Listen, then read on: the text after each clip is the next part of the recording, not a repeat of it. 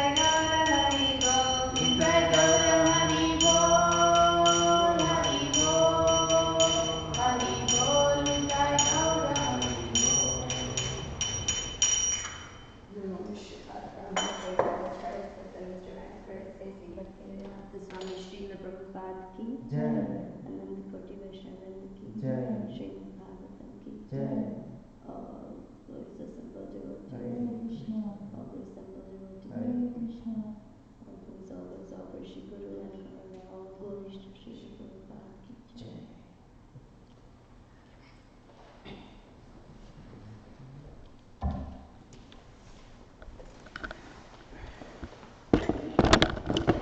So we'll begin with the prayers to our visit execution.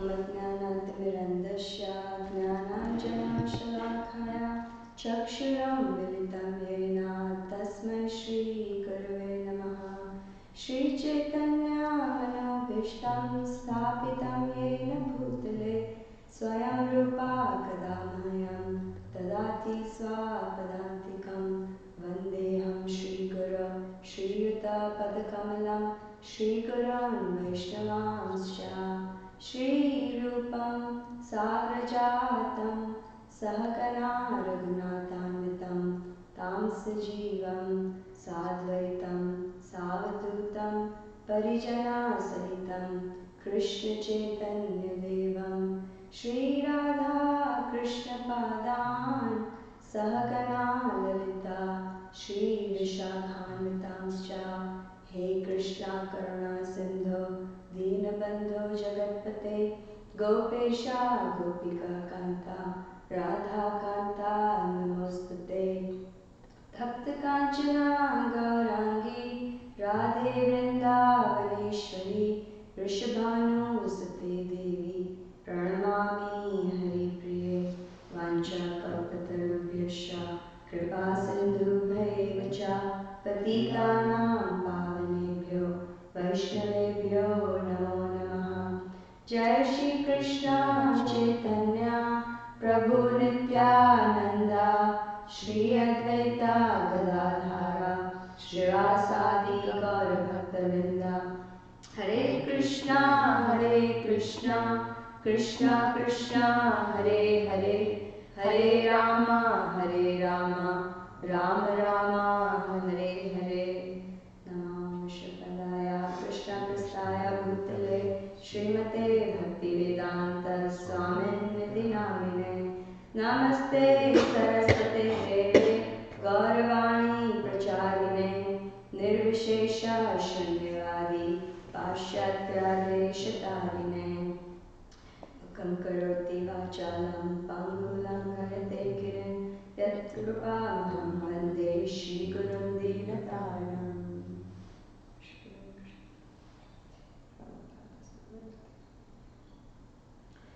And then we'll offer prayers to Srimad Bhagavatam.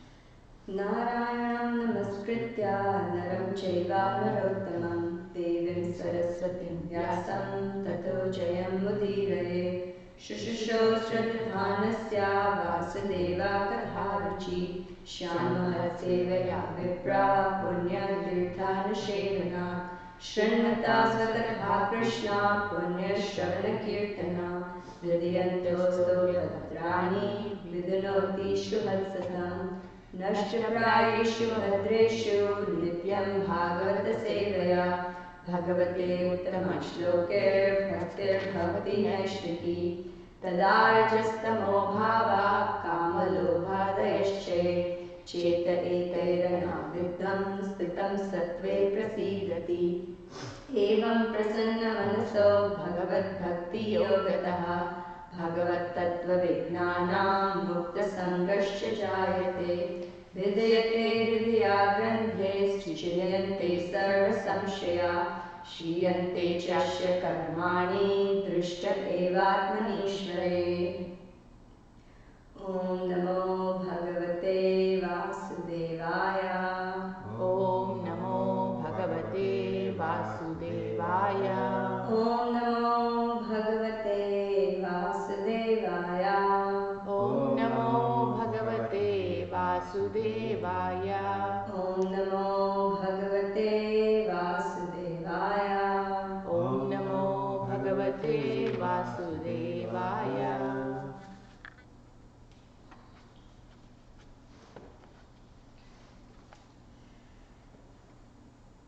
So before we begin, I just wanted to share that last week Balram Prasad Prabhu was sharing how he doesn't feel qualified to speak on Srimad Bhagavatam. And I was thinking, if he's feeling like that, what am I doing here? But I'm seeking the blessings of, this is a service that I've been given and I want to do it with as best of my capacities. I'm seeking blessings of all the Vaishnavas and senior devotees to give me your blessings so that I may speak whatever little I know with my limited knowledge today. So another thing that came to my realization as I was preparing for this class is that I'm such a superficial reader when it comes to reading Srila Prabhupada's books. Prabhupada has, given everything that we need to know in his purports. You keep hearing that his purports are so powerful. You can learn so much from it. It has everything, and yet, I find myself that when I read, I'm just reading for reading's sake.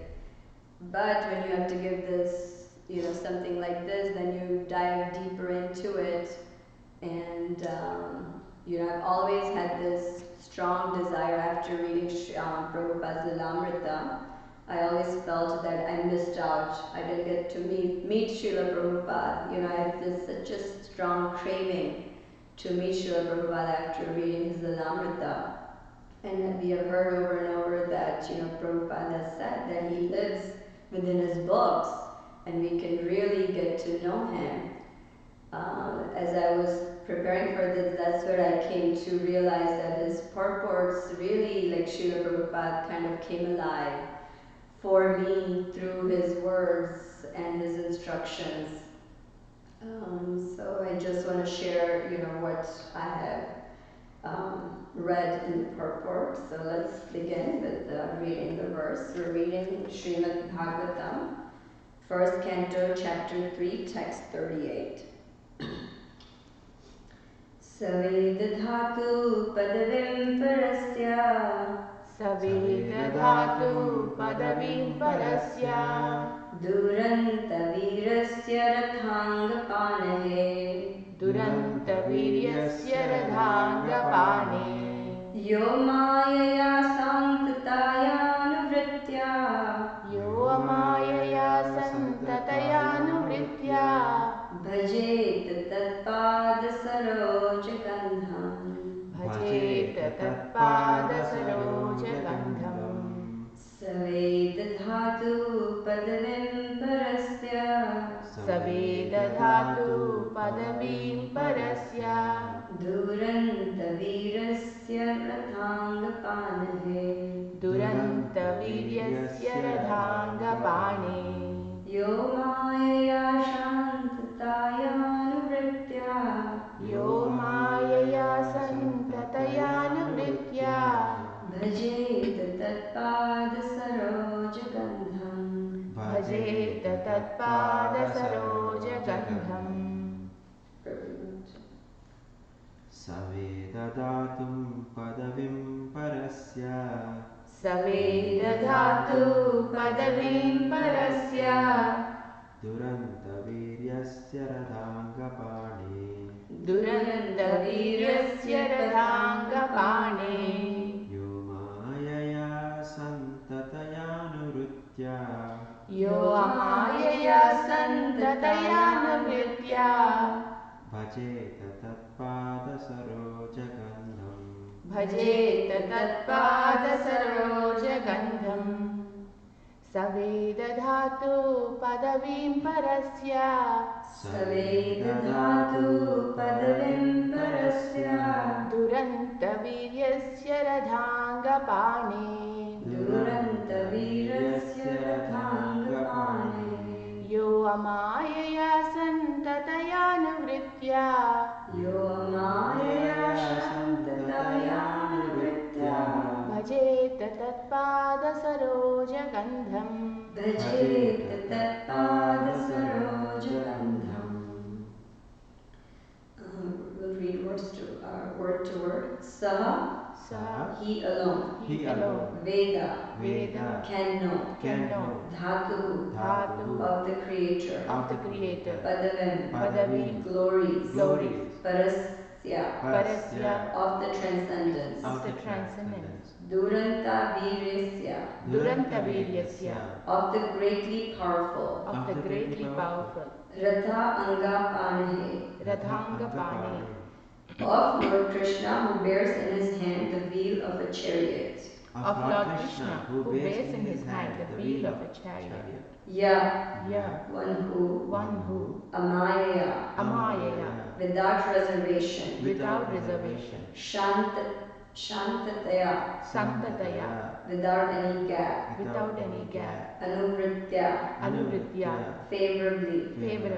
Bhajeta, renders service. Tatpada, of his feet. Sarojagandham, fragrance of the lotus. fragrance of the lotus.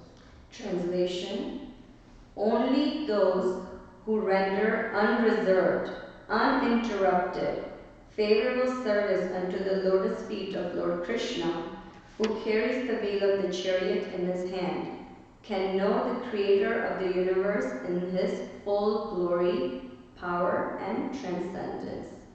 Purport by His Divine Grace A.C. Bhaktivedanta Swami Srila Prabhupada. Only the pure devotees can know the transcendental name, form, and activities of Lord Krishna due to their being completely freed from the reactions of fruitive work and mental speculation. The pure devotees have nothing to derive as a personal profit from their unalloyed service to the Lord. They render incessant service to the Lord spontaneously, without any reservations. Everyone within the creation of the Lord is rendering service to the Lord, indirectly or directly. No one is an exception to this law of the Lord. Those who are rendering service indirectly, being forced by the illusory agent of the Lord, are rendering service unto him unfavorably. But those who are rendering service unto him directly under the direction of his beloved agent are rendering service unto him favorably. Such favorable servitors are devotees of the Lord, and by the grace of the Lord they can enter into the mysterious region of transcendence by the mercy of the Lord. But the mental speculators remain in the darkness all the time. As stated in Bhagavad Gita, the Lord himself guides the pure devotees toward the path of realization due to their constant engagement in the loving service of the Lord in spontaneous affection. That is the secret of entering into the kingdom of God. Fruitive activities and speculation are no qualifications for entering.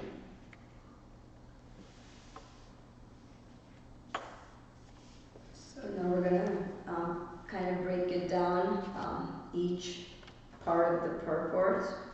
And when I read this, initially there is a connection. There's always a connection or flow in Srimad Bhagavatam between the verses. So connection between 37 and 38 is that in verse 37, we're learning who is telling us who cannot know the Lord. So the fruitive workers and mental speculators. And why they cannot know the Lord? Because I think Sri Kishore Prabhu shared yesterday, because they're trying by their own endeavors. It's through their own, in the ascending process. And there is the Lord is unlimited, and it is not up to us to understand him until Krishna decides to reveal himself. So when they try that process, that ascendic process, they can go on doing that for millions and millions of births and years, and they will never reach him. But in verse 38, we're learning how and how one can know the Lord, who can know the Lord, and how we can know the Lord. So that is the connection between verse 37 and 38.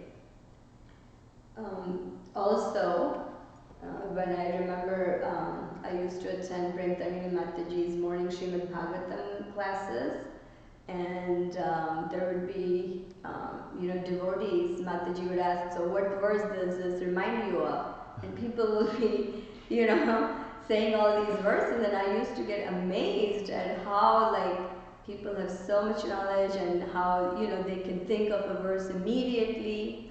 And when I read this verse, I also, somehow two verses popped up in my head. One is from Srimad Bhagavatam, which is answering the first question of the sages, where they ask, what is the ultimate good for the whole humanity?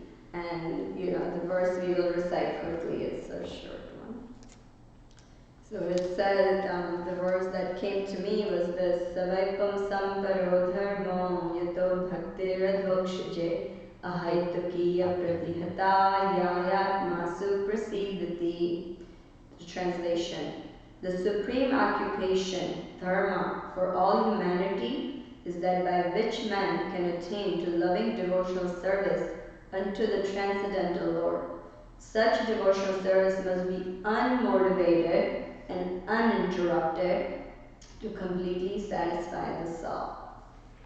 And the other verse is from the Anya Shunyam Gyanadi. So from that it tells us that it has to be favorable. So if we look at this verse, it is telling us exactly those two kind of verses put together in translation. It says that only those who render unreserved, uninterrupted, favorable service unto the lotus feet of Lord. So those are the people who are qualified to know the Lord. So now that I was thinking, the first sentence, Prabhupada is telling only the pure devotees can know. So when I read that, I said, only the pure devotees. And I know I'm not there. So what about me? I said, I'm on the mixed platform, what to do. And I was thinking, since I'm from medical background, an analogy I thought of it is doctor in training. So we are all under training for this devotional service.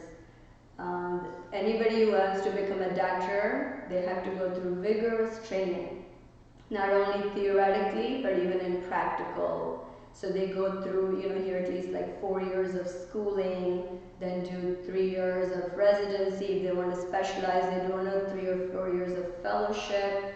Not only that, they have to take multiple board exams. There's 3 steps for medical students, I think 3, yeah. They have to give practical exams. So such a vigorous training to become qualified. And same thing applies to us in devotional service. It's a very vigorous training that we have to take, not only theoretically but also practically. So theoretically we can read all the books, but also how we're going to apply that practically. That is done by chanting, service, deity worship, sankirtan, book distribution. I mean, there's so many unlimited ways of how we can practically apply these lessons that we learn from our scriptures. And I was really appreciating Premananda Mataji's effort. Premananda Mataji, the Ninja Brahma, we're all mixed. We know we are in training. And, sometimes we can feel, I lost my page. Sometimes, we feel that we don't have hope, how are we going to get through this? But in the purport, Prabhupada is also telling us that how we can get help. So here Prabhupada is telling us that rendering service unto him directly under the direction of his beloved agent. So who is this beloved agent? That is our spiritual master and Vaishnava devotees. They are the one who are going to help us. And in that train of thought, I was thinking of the efforts that Premananda Mataji, Vamsadedas Prabhu, Dhananjay Pandit Prabhu, Shatrupa Mataji, Pratibha Prabhu, all these senior devotees, how much effort they're putting for all of us to progress in our spiritual life. They're there for us, holding our hand, guiding us. It is up to us to take that step and follow them in what they're telling us.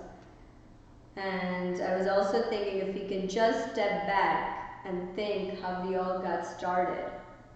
We're on mixed platform now, but before that even there was a phase where it was very self-centered. We all began devotional service. How in Bhagavad Gita, Krishna tells that there are 4 kind of people who begin rendering devotional service. One is distressed, one who is desiring wealth, who's in want of some wealth. Curious one, somebody just wants to know, and the 4th one, the inquisitive, or the searching for knowledge. So knowledge, curiosity, distress, and wealth. And if we look back, a lot of times we will see that we fall into one of these categories. I just remember for myself, that is how I began my Krishna consciousness. I was going through like a really rough period of my life, and I wasn't sure what was wrong, and I came to realize that even after achieving the American dream, that's why we all, oftentimes come to this country, of having a house and kids, good job, family support, friends, everything was around. But yet there was some dissatisfaction in the heart. And I was coming to the temple just to attend the arti. I would attend the arti and I would just leave, because my 3 kids were really young then, and they were just, they weren't very cooperative in wanting to stay here. And one day, Premtangani Mataji invited me to come to her Bhakti Vriksha class. And she said, we're studying Bhagavad Gita. So I got curious. I said, study Bhagavad Gita? I thought that was for like really learned people. What like a lay person like me is going to do by studying Bhagavad Gita. So there was 2 things. One, I was distressed, and 2, I got curious. And that's how, I began my journey. And then over time that we see that, once we get started and our curiosity gets nourished and we learn about the process, but as the time goes on, we realize that what started us, the motivation is no longer there. And then we, kind of either plateau out or we want to stop. We're like, okay, I'm done. I got what I needed, time to move on. That's not, what we want to do. We want to progress. So then, our people who are guiding us, they said, okay, well, you need to go ahead and reset your intention of why you started this process. So you reset and you said, okay, well, I'm getting so much from, from the devotees and the temple. Let me give something back. So then we move from this like selfless or like self-centered motivation to mixed platform. So if we look, we can see that we're making progress. Yeah, it may be slow, but it is there. And the key is to keep going, not to give up in the middle. So that's where we want to go, from mixed to the pure devotional service. And let's see, so that's, and there are 2 words in here that are describing how to perform that devotional service. So the first word is amayaya, without reservation. So I looked at this word reservation. Reservation means that you're holding something for yourself. for yourself, like, you're making hotel reservation or restaurant reservation or booking a ticket for the flight. It's just for you. But this amaya means without reservation, so nothing holding back, saving nothing for yourself, and just having this selfless, unmotivated devotional service, doing it for Krishna. And the other word is shantataya. Santataya. I know I keep saying that one wrong. Without any gap, which means there is no interruption. We do it as we're prescribed every single day. No stopping. And we can see the example of in our community, Dhananya Pandit Prabhu is such a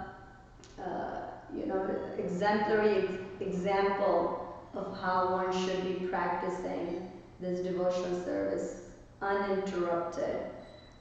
There's a lot of in this American culture, and even elsewhere now, it's become really prominent where you take vacations to get a break from the routine.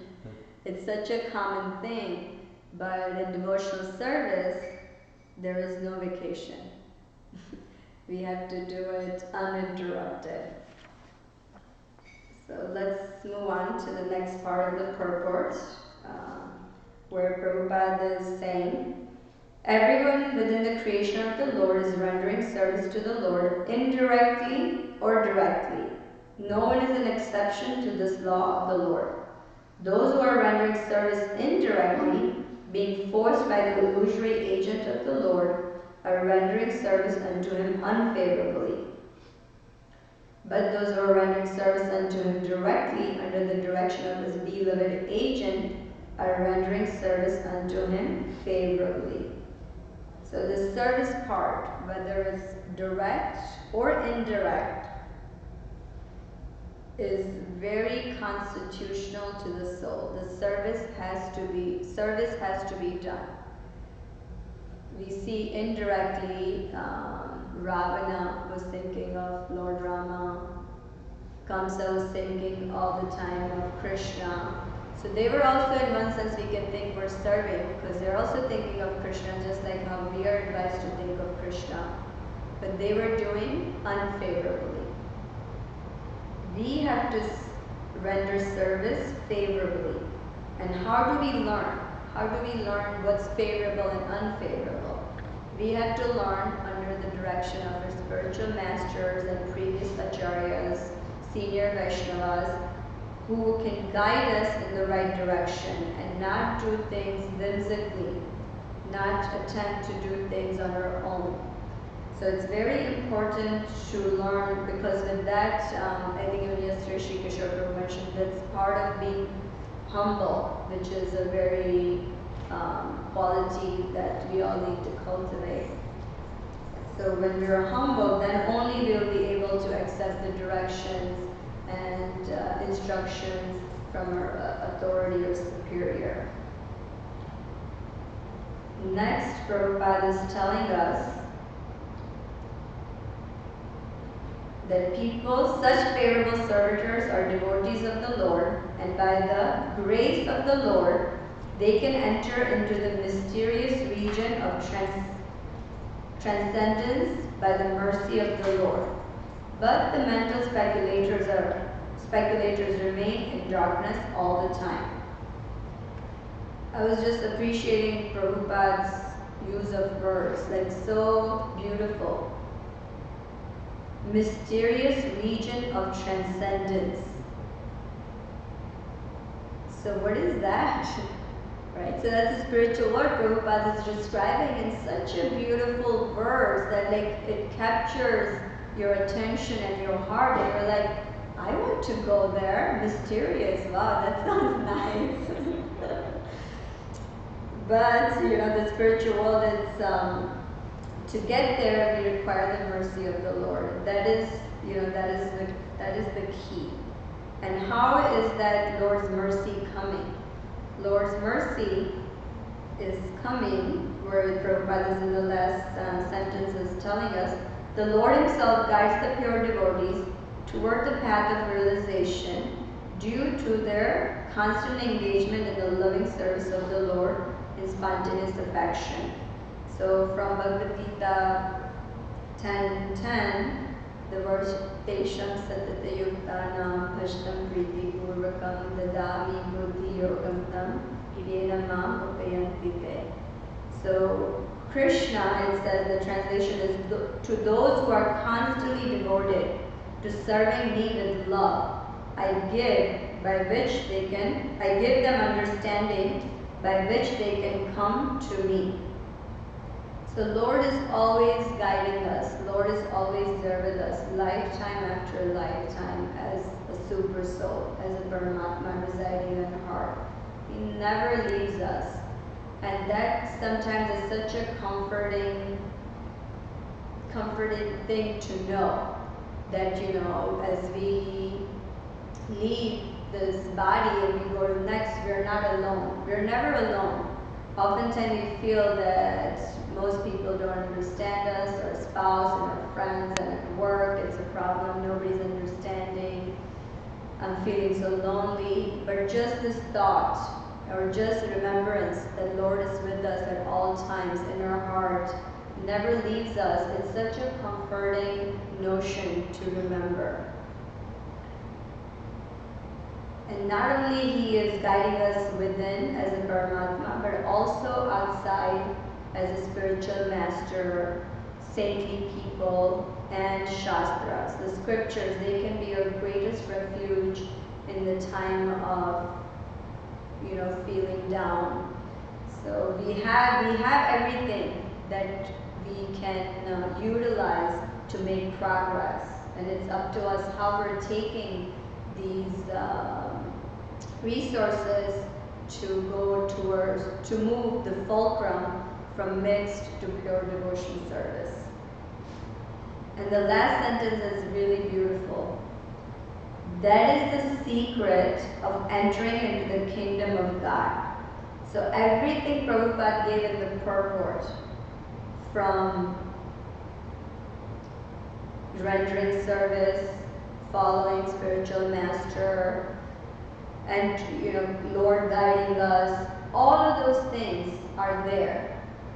And it says, you know, it sounds like it's a secret, but it's an open secret. He's telling us, how is that a secret? So if you take it in the material world, especially in America, there's this big thing of making things, you know, you put patent on everything. Any little discovery you make, whether it's a drug or, you know, something you discovered, you put your label on it, and then nobody else can use it. Only it's yours, and only if you give permission, then somebody can go ahead and use it. But here, Krishna and his devotees are kindly giving us the open secret on how to enter the kingdom of God. And that is, you know, that is the kindness of Lord Krishna. He's so merciful that he's giving us everything. He is telling us exactly what needs to be done.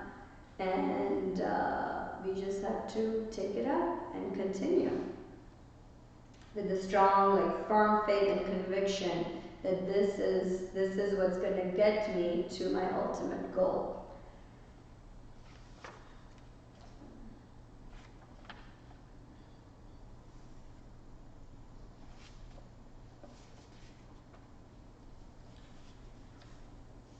So in summary, we talked about the connection between the verse 37 and 38, who can know and who cannot know the absolute truth, Krishna.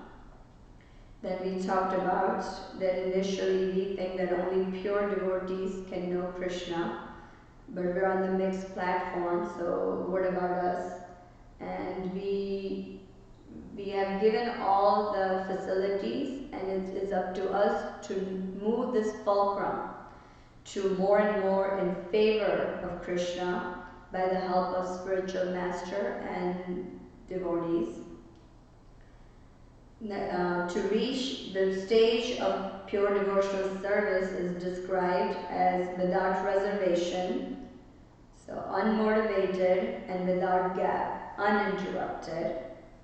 Then we talked about serving is a constitutional position of the soul, whether we serve directly or indirectly, but we want to serve favorably.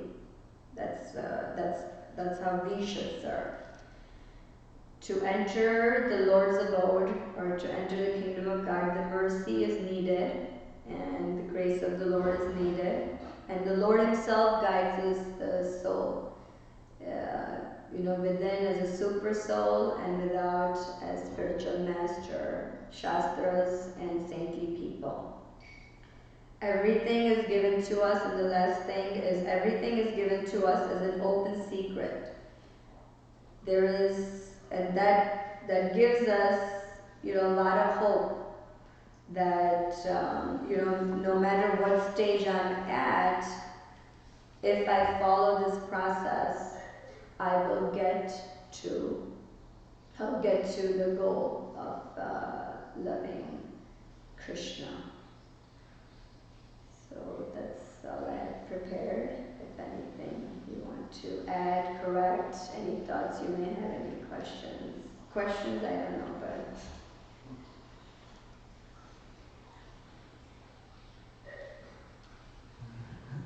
Hare Krishna.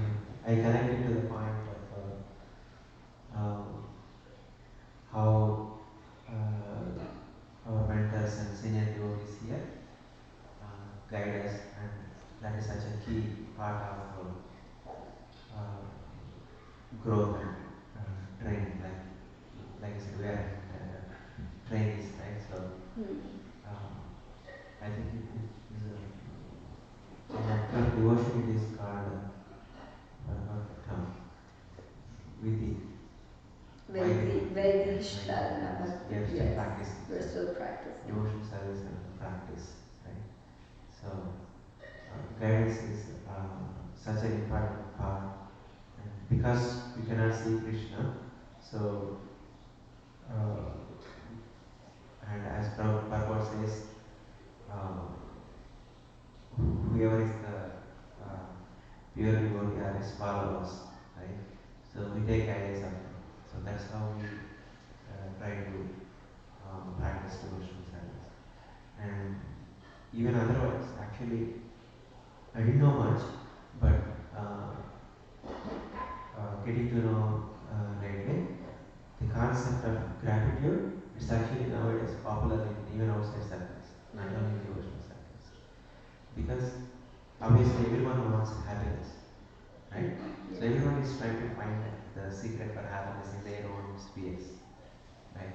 So somebody, maybe out of mental speculation or some small realization, coined that actually gratitude is the one which gives us happiness, right?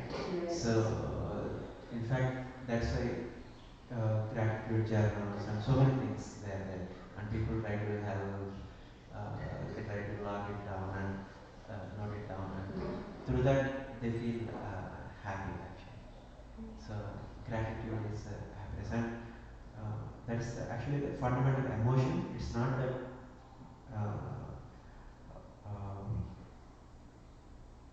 serving others itself will make us happy, but the gratitude emotion itself, it brings joy to the to us. I think. So that's what my understanding is. So even Bhagavad Gita, I think in third chapter, Krishna says that gratitude is such a key component. So that is why whatever we receive, we have to give it back. Otherwise, we become like the thieves, and we will not become happy. So when we hold on, we will not be happy. Only when we give, we will become happy. So that is even at the material level. And what to speak of spiritual level? So gratitude to understand who is helping us to progress in devotional service, and recognizing them and giving them due respect and expressing gratitude is such a component. So it brings us joy actually. We'll be joyful. So thank you very much. Yeah, that's such a nice point, Prabhu, about being grateful and giving back. Because, right, we receive so much mercy is coming in our lives through our disciplic succession, our spiritual masters, senior devotees, and yeah, you're absolutely right. We have to somehow or other give back. Otherwise, if we just hold on, then it is, yeah, like you said, we're thieves. We're being selfish again. We're not moving from, from where we're at. So thank you for bringing that point. Very important. Thank you so much, Mataji. Thank you, Prabhu, for bringing that point. My thoughts were going in the similar line as you were sharing the efforts of wonderful senior devotees present here, how much they're doing. I just remember talking to some devotees in India during the last yatra in Puri. They were sharing no temple and in the near vicinity they could go only once in a month. They are very eager. I mean, such a wonderful devotees. But that kind of association or these kind of opportunities, I was just thinking, as you're describing that last statement, I was actually in tears. Lord's guides the devotees, not only pure devotees. I mean, this verse is talking about pure devotees. I know what is in my heart, and I'm like many, many lifetimes away from that stage. But in spite of that, Krishna is so merciful, so kind, seeing that tiny little spark and providing such an opportunity. I was here. My intention was really to get trained in deity worship, and I want to take this opportunity somehow or other connect to the deities. So yesterday morning I was here for Mangalarti, and I was thinking, I don't know anything, so I have this manual, I have to figure out. Krishna, kindly help me. And when I came here, I was greeted by Dhananjay Pandit Prabhu. I thought Prabhu can rest because somebody is doing the thing, but he was so happy, and he chanted early morning in Kartik, Bhishma Panchat. He was happy, and then he greeted me, and then he was guiding me. And then Balaram Prasad Prabhu came because it was his service. He didn't see the sign-up sheet because he has been doing for the last 5-6 years every Saturday morning. So he just came on that for his service. So Prabhu was there, and then Damodar Leela Prabhu came to watch whoever is doing the service because he wanted to learn too. So I have this support of, wonderful Vaishnava who's doing for 5-6 years. He was next to me and he was telling me not only in terms of, just the act itself, but in terms of the consciousness. And Damodar Leela Prabhu was asking, telling few things and sharing, learning together. I felt like, it's such a deep feeling of, that kind of connection to the deities and the devotees and the opportunities. I was literally in so much immense gratitude as Prabhu was expressing this facility and these devotees and these training opportunities. They're very, very, very rare. I mean, we are just getting the emails from Premanand Mataji or like Shatrupa Mataji, these service opportunities. We say, okay, these emails come, but I have this thing, I have that thing to take care of. But it's such a really, rarest of the rare things. And as you were mentioning, if we look back how we started, and after a few years of hearing regularly, okay, I know this, I have heard this, yeah, this is what this verse is talking about. It's kind of on a mental platform. I got the knowledge as you're telling, satisfying that curiosity aspect, and by Krishna's mercy and the devotional service potency, even the so-called artha or arthardi, the wealth, or the distress is kind of subsided, whatever those things. So it's getting kind of, that plateau. Okay, fine. I'm neither motivated materially nor motivated spiritually. It's like I'm just hanging in there. It's really, the thought-provoking and heart-stirring here in your class, as always. Thank you so much. I'm again feeling grateful for, these opportunities. If not for these, even we may not read study so scrutinizingly. We maybe just like keep going with the pages of Bhagavatam and say, okay, I'm done with my reading today. Only when we are able to deeply study and really assimilate that, because we have to share, so we can really connect, and how Krishna inspires each devotee. I'm really appreciating these Bhagavatam classes. One way for us to get appreciation, appreciation in the sense not on a material level, but appreciating their deep desire, their faith in the scriptures and their connection to Prabhupada and spiritual master and the mentors, it really comes up. And that actually takes the relationships completely on a different level. Otherwise, apparently we'll see, okay, this person is doing this, that, whatever, on a judgmental level. So yeah, I was thinking about it. And the other point you mentioned, I really liked it, about the vacation. We have time, so I'm just speaking. Yeah, please. About the vacation you were saying. In the material world, we see, like, I have a colleague, every 3 or 4 months she plans the vacation. After she's done with this vacation, she books the tickets for next one, and she keeps thinking about it. She works like anything, but her motivation is, oh, just 2 more months for my vacation, 1 more month for my vacation. Oh, my vacation is done, I have to go for the next one. And as I was thinking about it, you were sharing, it's so draining us. So we want to take a break from that, the material, whatever activities we are doing. But on the spiritual level, of course, I experience sometimes overwhelming and the similar kind. I just want to take a break from devotion service also, because I'm not really investing the consciousness in it. I'm doing it for whatever others' sake, without reservation. I have some things in reservation. That's why I'm not really able to experience that.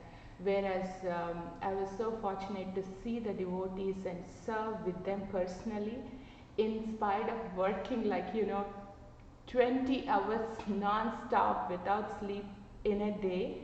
They're so surcharged and rejuvenated. I'm like, what do you mean? Like physically, we can't even understand.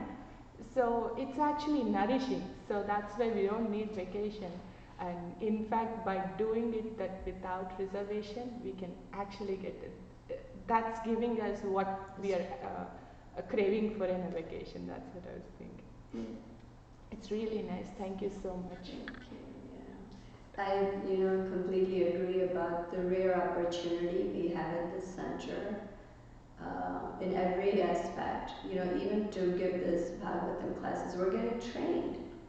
Where would a neophyte devotee would get such a chance to, study and present, and the deity worship, and our Bhakti Shastri classic, everything is, I feel like, so, they're thinking so far ahead. We're just thinking now, my work, I don't have time, this, that. But they're thinking for art, like, who are they doing this for? I oftentimes think, they're already there. They're doing this for us newcomers, for us to progress. And they're thinking like 5 years, 10 years, or lifetime. They're preparing us to do this devotional service for a lifetime, without reservations and without any gap. Because there is so much that needs to be done, and we can always plug ourselves in somewhere, in whatever capacity that we may have. So it's a really really wonderful place where Krishna is nicely, we have to really be grateful to Krishna to put us here, because it's, nothing happens by chance, it is just by his divine arrangement. We all have somehow or other landed in Naperville.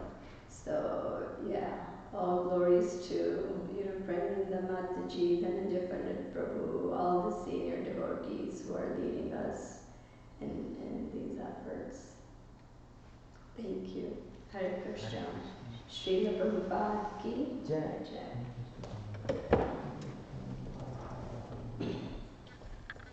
Excuse me, the next stage of